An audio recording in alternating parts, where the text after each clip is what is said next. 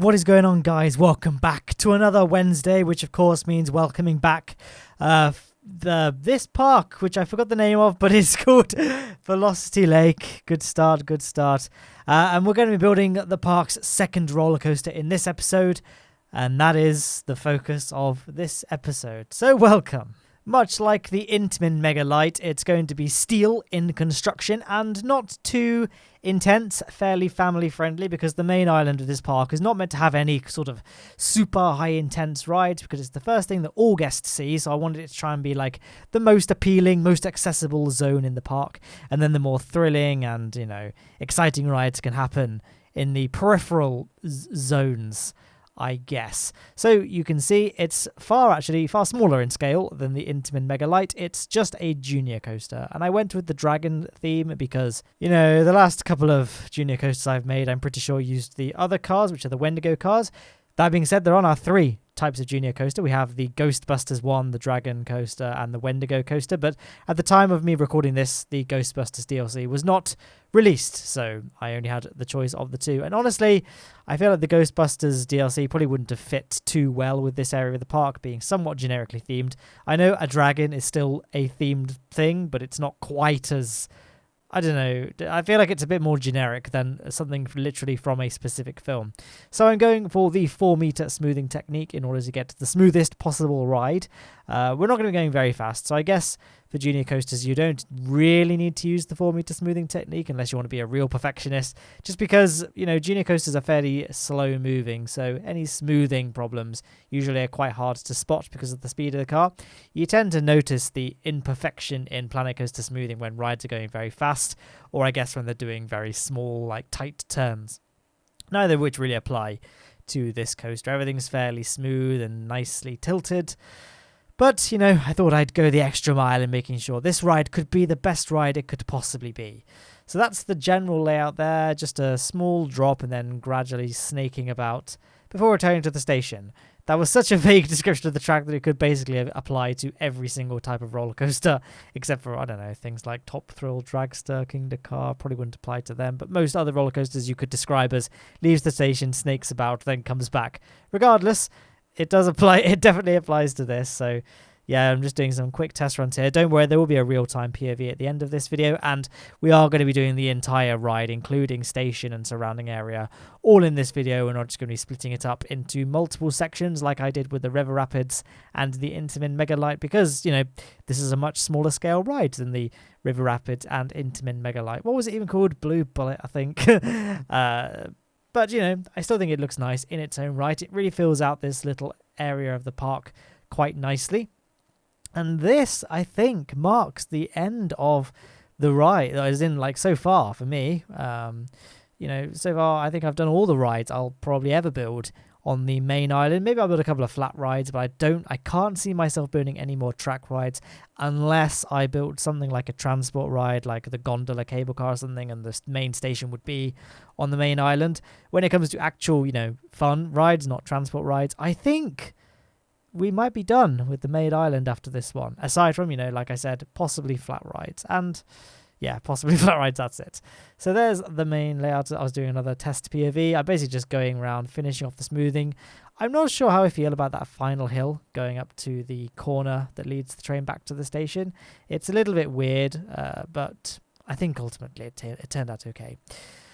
So yeah, just going for the basic 4-meter smoothing technique here. For those that aren't aware, the 4-meter smoothing technique is pretty much exactly how it sounds. You build the roller coaster out of the 4-meter length pieces. 4 meters is the shortest you can make coaster track pieces in this game.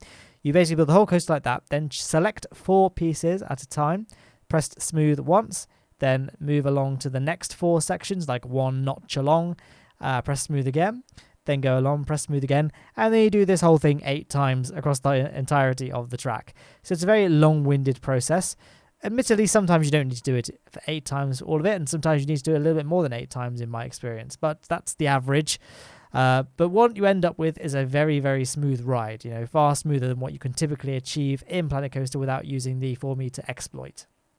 So that's that. And I was thinking about using generic alpine theming for the coaster station, like I have done for the rest of this this island. But the dragon, it is a little bit a little bit too overtly themed to go with a fully generic station. So I thought we'll go with a themed station, but keep the station fairly small so it doesn't just dominate the surrounding landscape. So keep things fairly confined, and it should ultimately still blend in with the generic theming of its surroundings. So going with a castle because it's a dragon, so, you know, medieval culture. Even though it is a Chinese dragon car, we'll just brush over that.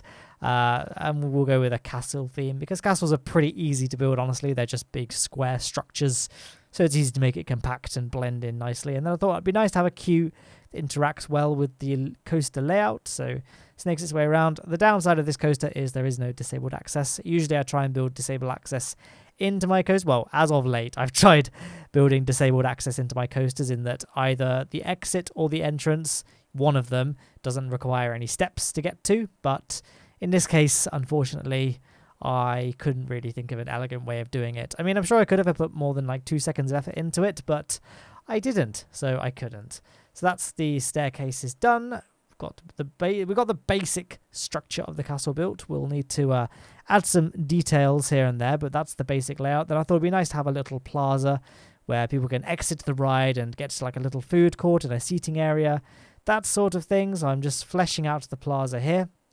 We'll be building some stuff in the plaza in the next episode. Well, there's only going to be one building. It's like a coffee shop. That'll be the next episode, I think. I'm not entirely sure how this series pans out, to be honest, but I think that's what I built next. I could be totally off mark, but I think it's going to be the next one. So yeah, now obviously we've done the main structure for the ride, but of course it goes very close to the ground, which is great for the riders, not so great for little Johnny, who is lost and wanders into the ride's path and, you know, gets decapitated. We don't want that. So we need to make sure that the ride is fully separated from the path. And to do this, I decided to build these custom fences. You know, they kind of look like the wrought iron that you get in these old medieval-ish Tudor houses. I didn't go with the full height in the end. I thought it looked a little bit too high budget for a, you know, low budget junior coaster. So I did end up trimming down those fences a little bit, made them a little bit smaller. But that's, you know, the general layout we'll be going with. And that's the general layout we'll be going with. I don't script these Planet Coaster videos, I've said many times, so very ad-libby. But I think that adds ultimately to the charm of this series. Is the excuse I go with for having low production value. Anyway, there's the fence there. Now, obviously, we have the problem with the fence posts being too high, so we can just go through and select them, then just advanced move tool, drop them down a little bit, and I hope you'll agree that the fences here looked quite nice. Now, this is a little thing that I sort of blundered, actually. I decided to add, like, some tunnels out of this chain link, or using the ornate fencing for the sides and the chain link for the roof, adding some tunneling here just so that, you know, phones or whatever flying out of the cars doesn't hit people queuing, and likewise people queuing can't throw things and hit the car. Unfortunately, I didn't actually use the animatronic archer to get the height right, and as a consequence the roof of these tunnels is a bit too low, so I will need to go through and raise the roof slightly. But you know, I guess it's a junior coaster. Kids will have no problem standing comfortably underneath those things. So maybe that could be an intentional choice that the architect made. Who knows? I'm going to have a word with him, though, because I don't think it's going to fly, because, you know, parents are going to want to go on it as well. And I guess, you know, real hardcore visitors who want to do every single ride in the park will want to ride this as well. We need to do something about that, but that'll be in the future. Right now, we need to focus on the important things, and that is, of course, continuing with the construction of the station building itself. So I thought it looked a little bit bland having either side just out in the open like that, but I didn't want to just, you know, extend the central tower and just end up having the whole thing just be a square. So I thought I'd add some sort of, you know, diversity to the roof and add these sorts of, not awnings, but gabled roof, sort of triangular roof that overhangs the edges of the keep, central keep. That's what I ended up with. I'm using these big, thick wooden beams to kind of create the illusion that it's still within the medieval theme, or at least, you know, was extended onto the castle at a later date, sort of Tudor time, Saxon time, something like that. You get that with a lot of castles, actually. You can see the original medieval structure, and then you can see add things that were like added on clearly in a later time period, like in Tudor, Saxon, whatever times. So that could be something that we've added along the way. Obviously, this is not the same sort of thing. It wasn't a medieval castle that the Saxons then built on. All in service of us building a roller coaster in the middle of it in the year 2019. But at least it paints the picture of having that look and ultimately making it look a bit more castle-like is the look I'm going for. That was a very long tangent, but I hope it was enjoyable. Hope you enjoyed it as much as I hated it. Now, the junior coaster sometimes has this weird glitch where those back fences disappear from the station platform. Not that I'm complaining, because I hate the black I said that twice now, didn't I? The black fences. The black fences that keep appearing on Planet Coaster stations. I wish there was a way of toggling them so you could add your own fences, just to kind of like expertly themed the stations. As it stands, you can't, but some rides, like the junior coaster, I don't know if there's any others actually, but I know the junior coaster has this glitch where occasionally the black fences will just disappear. Well, maybe it never even has them in the first place. I'm pretty sure it's a glitch that happens a lot, but I don't think it's supposed to happen. I'm not sure. Anyway, we're going to just build a little signpost over the entrance to the ride, which, you know, I'm gone with this one, then just copy it a few times to add some thick with 2 C's-ness to it. Sorry for that. Actually, that's it. That's pretty much the ride finished, isn't it? We've got the colour scheme sorted, we've got the fencing done, we've got the station done. We'll probably do some curbing at the end of this episode. I don't remember if I do any curbing, but, you know, that seems to be a common theme to each episode, so I probably will at some point. We'll just, you know, I know you guys are here for the curbing, so I'm sure we'll be able to do some cheeky curbing at the end of this video if I remembered to add some. So, you know, the whole thing's looking a bit barren. One way of making parks look realistic is just spamming a load of nature around the stuff, all of the things. So that's what we're doing here. Trees, just trees, sinking them into the ground to make it look like grass, some bushes, overgrownness, that sort of thing. And then I just decided, I guess, to come back. I probably should have watched the footage back before I started doing the commentary. All I was like, yep, I know this roller coaster. I remember building it. We'll just talk about the roller coaster and that'll be fine. And I guess it was probably all right. I think my mediocre commentary was probably subsidized by the content of the episode, which is a little bit more exciting than the past couple of episodes, which have been, you know, built. Actually, no, I think the last couple of episodes were the rapids. So I guess that was pretty exciting. But there was a lot of building involved. Building like a roller coaster, always a good, fun thing in this game about building roller coasters. So we got that going for us. And here we are, guys, the moment you all were waiting for. The addition of the curbing. I wake up in the middle of the night sometimes in a cold sweat looking at that green fence on that curb piece. The main island is the only island in the park that has that green fence curbing. We'll be going for an entirely different style of curbing for the other islands. So I hope you enjoy it while it lasts, because it's not here to stay, unfortunately, that style of curb.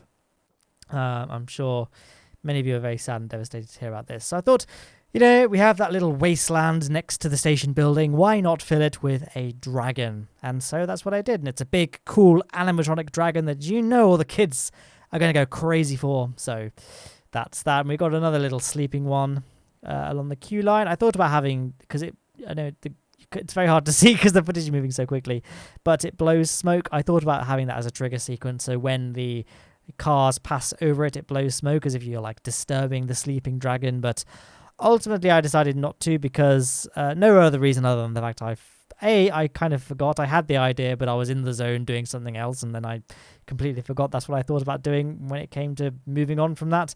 And also, I couldn't. I'm very lazy. I could go back and literally do that right now, but I'm lazy, and I've just finished rendering this week's Kerbal Space Program video, so that's uploading. So that's been rendering for about 3 hours.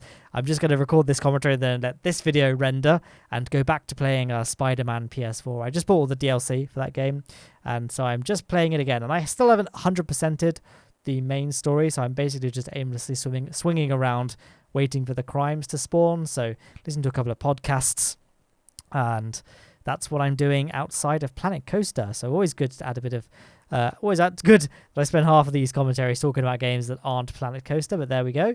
The Kerbal Space Program video this week is the Cryo Volcano one, so that shows how far in the past I am for you guys. If you guys remember that one, it was the one where I was sponsored by Skillshare for the first time. How exciting is that? I don't know if I'm still sponsored by them. They probably haven't. They probably backed out when they saw the atrocity that was my video, but let's hope that that didn't happen. That's pretty much the end of the construction phase of the video. I guess I'm just doing some final POV test runs. I'm about to... we'll crossfade in just a second and play the real-time POV, and I won't talk over it. Well, I'll stop talking once we reach the lift hill, I guess. So I hope you enjoy the POV, and I'll join back momentarily once it's all finished.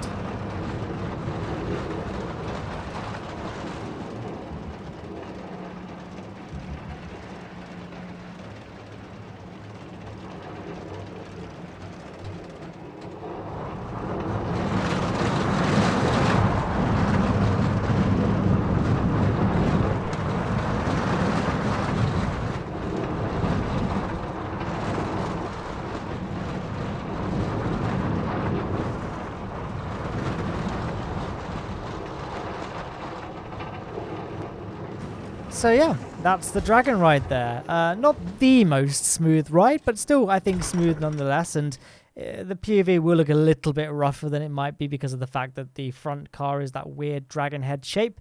But, you know, there's some videos on screen. There's also a link to the full Velocity Lake playlist if you'd like to check out the previous videos if you haven't already, or, you know, the next videos if you're watching this in the future. Wow. How's the flying car running these days?